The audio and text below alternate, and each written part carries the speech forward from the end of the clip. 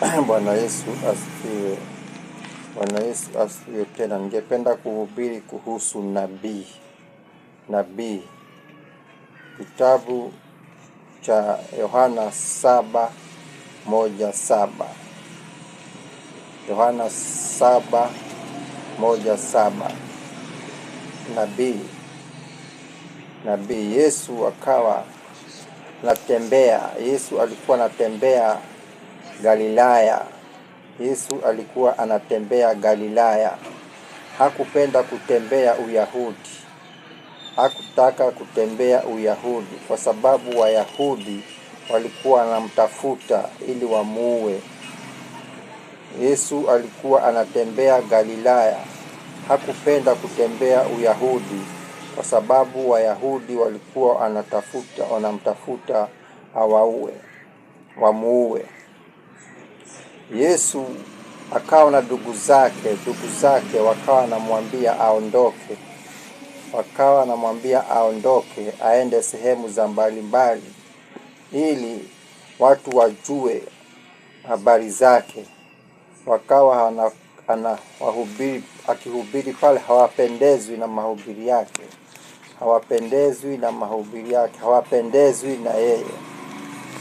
Yale maneno alikuwa anahubiri ikawa inawachukiza. Yale alikuwa anahubiri ikawa inawachukiza.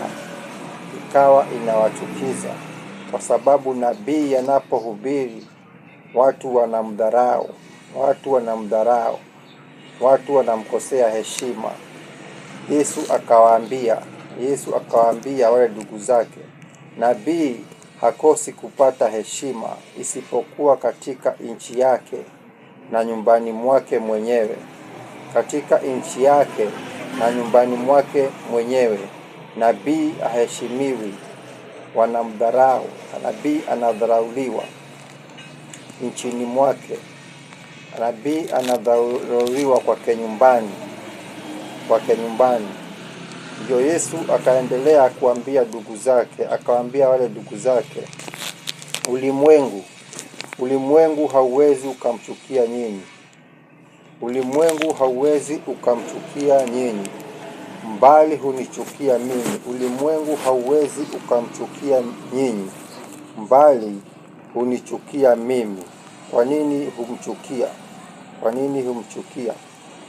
Humchukia kwa sababu anawaambia matendo yao ni mabovu. Ndio akawaambia ulimwengu hauwezi kumchukia. Ulimwengu hauwezi kumchukia nyinyi, mbali hunichukia mimi, kwa sababu mimi huwashuhudia ya kuwa kazi zake ni mbovu. Yeye huwashuhudia kuwa kazi zake ni mbovu. Kwa hivyo nabii lazima achukiwe. Nabii wa kweli lazima achukiwe, kwa sababu anahubiri, anawaambia watu yale mambo wanayataka wasiyafanye. Anawaambia ni mabaya na kwao ni mazuri. Kwa hivyo nabii anachukiwa. Nabii wa kweli lazima achukiwe na watu, achukiwe na nchi, achukiwe kwake nyumbani, kwa sababu yale anayoyahubiri, anayoyakataza ni yale watu wanaoyapenda. Unahubiri watu wasikunywe pombe na pombe wanaipenda. Unahubiri watu wasichukiane na watu wanapenda kuchukiana. Sasa hayo ndio nabii namfanya nabii achukiwe. Ndio akasema nabii hakosi kupata heshima isipokuwa katika nchi yake na nyumbani mwake mwenyewe hapati heshima. Na kwa hayo Mungu ambariki.